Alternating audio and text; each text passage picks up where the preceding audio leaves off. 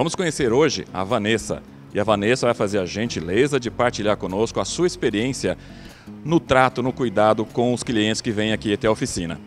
Vanessa, o que você tem feito de especial para atrair e manter seus clientes aqui na oficina mecânica?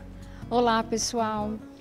Como nosso diferencial, uma das coisas que a gente mais ama fazer é atender os nossos clientes. De que maneira? Através do WhatsApp, nosso smartphone, através da ligação telefônica e através da forma presencial. Então eles chegam, a gente ouve qual é a dor do veículo que ele tem. A partir desse momento, a gente começa a fazer um diagnóstico para que o serviço seja executado. E o que você tem feito para manter esses clientes? Quando o cliente vem, ele já conheceu a tua empresa, já está feliz, mas ele teve o carro consertado, foi embora. E o que você tem feito para mantê-lo conectado na sua oficina? O que eu costumo fazer é encantar os nossos clientes, né? Através de mimos, conversando com eles, participando, não apenas se preocupando com o carro dele, sim se preocupando com ele também. Então eu procuro entender o que está acontecendo com ele, eu tenho uma gestão aqui, eu sei a data de nascimento de aniversário dele, eu sei se ele é casado, se ele é solteiro, se ele tem filhos. A partir desse momento que toda essa base de dados está no nosso sistema de relacionamento com o cliente, a gente fideliza ele. E isso, hoje 90% dos nossos clientes, eles vêm de indicação. E aí vai de geração a geração. Como ele é super bem atendido aqui com os nossos serviços, ele acaba indicando novos clientes, né? Então a gente sempre procura entender qual que é a necessidade, o que ele precisa, o que está acontecendo com o carro, qual que é o prazo que ele pode deixar esse carro para que a gente possa executar os serviços. Tudo tem que ser de comum acordo com ambas as partes. E aí a gente vai mostrando para ele todo o processo do carro e ele tem a ciência do que realmente está acontecendo com ele. Da mesma forma que hoje, para ter mais produtividade de tempo, tanto da minha equipe quanto com ele, que muitos deles são empresários, profissionais liberais, então hoje eles já fazem a aprovação do orçamento via WhatsApp, ou via ligação telefônica, ou via e-mail, e isso facilita muito mais. Então ele acompanha todo o processo. Aqui eu trabalho com muita congruência, com muita ética, e isso é o que faz a gente crescer e fortalecer a nossa marca ao longo desses anos, pela nossa lealdade, eficiência e colaboração de todos os envolvidos no processo.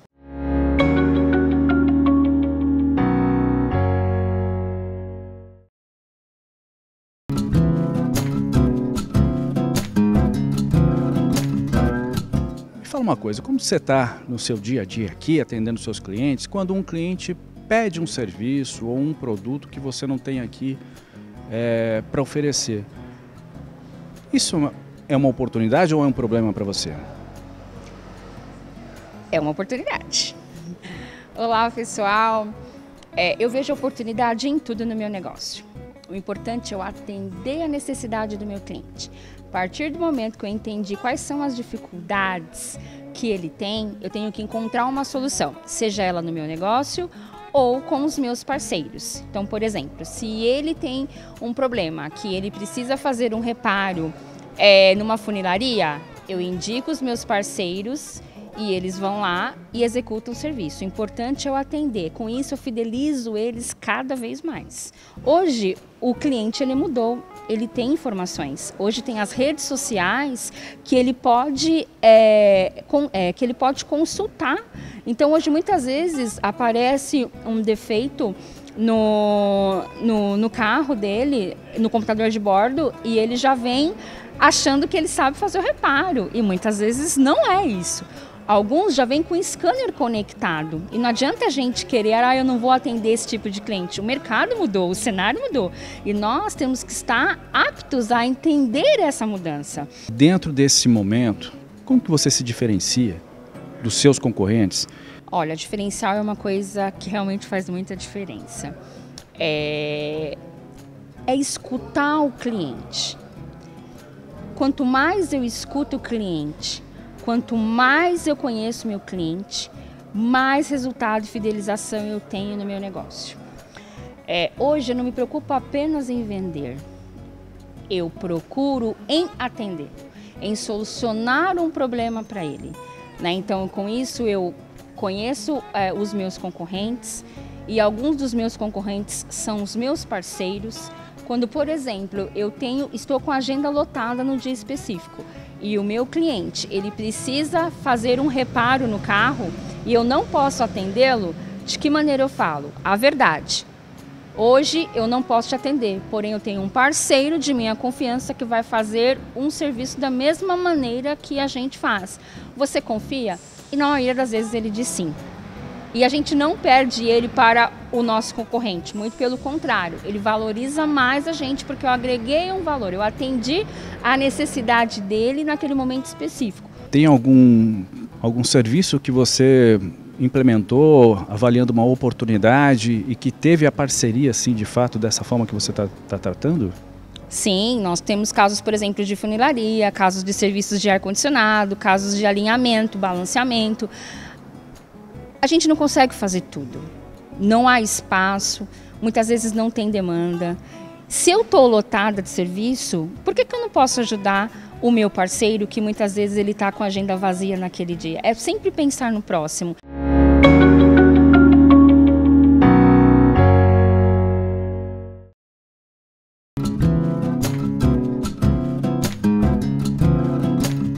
Vamos falar um pouquinho de sincronismo, mas não é o que vocês estão pensando, sincronismo de motor. O sincronismo em questão é você agendar o serviço com o cliente, ligar para o seu distribuidor, o seu fornecedor de peças, e naquele horário combinado, tudo chega aqui na oficina, a equipe pronta, mas esse é um sonho que todos gostariam de vivenciar. A realidade é um pouquinho diferente. E é isso que nós vamos descobrir um pouquinho dessa situação aqui hoje com o Sérgio, que vai falar um pouquinho de como é difícil, de como é trabalhoso lidar com essa situação na oficina para que o tempo seja otimizado. Então, dessa forma, o Sérgio vai conseguir passar para nós essa aventura.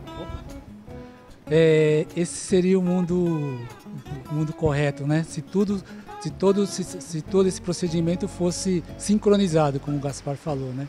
Mas não é bem assim, né? Se você tem alguns imprevistos, né? Como, por exemplo, a pessoa já não chega no horário correto, existem alguns imprevistos dentro da oficina também e alguns imprevistos também na entrega das peças ou também do profissional. Hoje em dia a gente não pode comprar uma quantidade muito grande porque também o mercado é muito dinâmico, né? Então as peças vão ficando obsoletas muito rapidamente. E qual que é a sua estratégia para controlar teu estoque junto aos seus fornecedores? A gente compra sempre por distribuidores, né? Então a gente faz um lote das peças dos agendamentos dos carros, né? Existe um valor mínimo para ser comprado, tudo. Então, para a gente atingir sempre essa cota mínima, a gente coloca alguns insumos que a gente utiliza na oficina para atingir esse valor e fazer a compra. E você tem hoje já distribuidores também, autopeças específicas para cada tipo de peça e cada tipo de montadora. Existem situações que você tem que pagar primeiro para depois receber a peça? Sem dúvida, né? Principalmente em concessionários, né? Você tem que comprar a peça, identificar a peça, ir até o local, fazer o pagamento e aguardar eles entregarem a peça. Então hoje o teu estoque, como é que você controla ele? Tá, eu tento manter o mínimo possível, tá? São itens de giro que a gente sabe. Por exemplo, todo carro existem lâmpadas, as lâmpadas comuns, eu faço um estudo. Essas lâmpadas servem numa faixa grande de aplicação, então eu compro essas peças, né? Óleo, né? Também tem uma gama muito grande, filtros, os carros que a gente vê pelo histórico do giro que passa aqui. Algumas pastilhas também, né? A gente tem que deixar um item de cada pelo menos, né? De alguns itens de giro, assim. Mas peças assim específicas ou peças de pouco giro a gente não mantém em estoque, só mediante a venda, né? Vamos falar de uma venda casada que seria, né?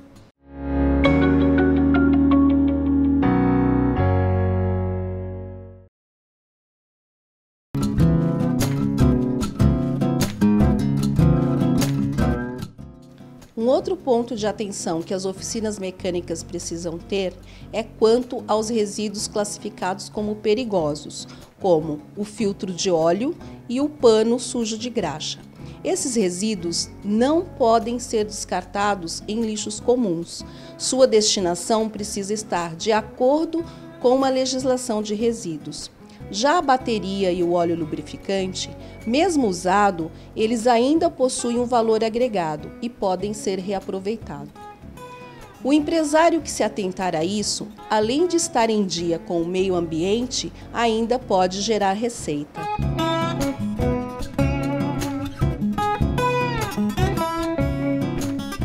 Área de resíduos.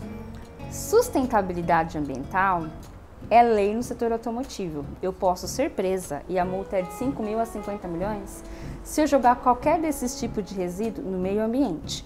Para isso, eu contratei uma empresa onde faz a destinação dos resíduos sólidos de maneira legal. Então, todo o resíduo contaminado, ele vai ser destinado, né? Para isso, eu tenho um documento que se chama CADRE, que é o Certificado de Movimentação de Resíduo de Interesse Ambiental, né? Já o resíduo líquido, o óleo, ele vai para o re-refino, né? Só que a coisa bacana disso é que essa empresa eu pago mensalmente. O óleo, que vocês vão ver ali adiante, eu recebo por ele, né? E com o dinheiro que eu recebo por ele, eu pago a destinação dos resíduos sólidos. E também nós temos o material reciclado, que são as sucatas de bateria. Para eu comprar novas baterias, eu devolvo essas baterias para o fabricante. E eles vendem essa sucata por quilo e eu não pego em espécie, eu pego em novas baterias a serem comercializadas no carro dos meus clientes. Aqui é o sistema de coleta de óleo com sujidades, que ele está contaminado. Eu contrato uma empresa, ela para o caminhão, aí faz um processo através de sucção, que o nosso reservatório ele fica subterrâneo.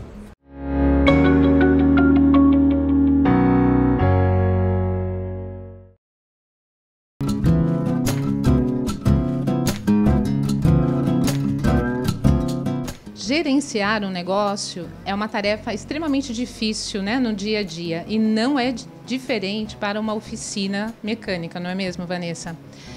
Uma das condições que faz com que você desempenhe adequadamente as suas tarefas é a questão de delegar as atividades.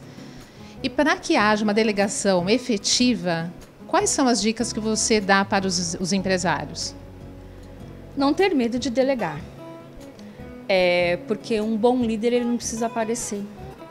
A partir do momento que ele treina, que ele capacita a sua equipe, ele tem resultado. Ele tem que confiar, né? Eu não tive medo. Todo o meu conhecimento eu passei para minha equipe, né? E cada um faz a sua maneira, né? Porque não dá para me copiar, mas copiar o meu processo é possível. Agora, Vanessa, quais são as outras estratégias que vocês adotam aqui na oficina de forma a motivar, né, e capacitar a equipe? Olha que a gente tem alguns processos, né? Então a gente está no caminho de melhoria contínua constantemente. Eu foco muito na produtividade, na gestão do tempo. E uma das coisas que eu faço para capacitar, para motivar e ensinar meu colaborador, primeiramente eu ouço, eu largo tudo que eu estou fazendo para eu ouvir. Muitas vezes ele tem algum problema de saúde, algum problema na família, que ele tem uma baixa produtividade e eu como líder, muitas vezes eu não percebo. Então, a partir do momento que você vai adquirindo experiência em anos empreendendo, você já começa a ter esse tino. E aí eu converso, eu oriento e explico. Eu capacito, eu conheço cada um, eu pergunto quais são os seus hobbies, suas músicas preferidas. Da mesma maneira que eu ofereço um seguro saúde, um seguro de vida, e eu faço motivações individuais. Então eu sempre pergunto para ele, quais são os seus sonhos? Às vezes a gente acha que eles querem só salário. Não, muitas vezes eles querem apenas conversar.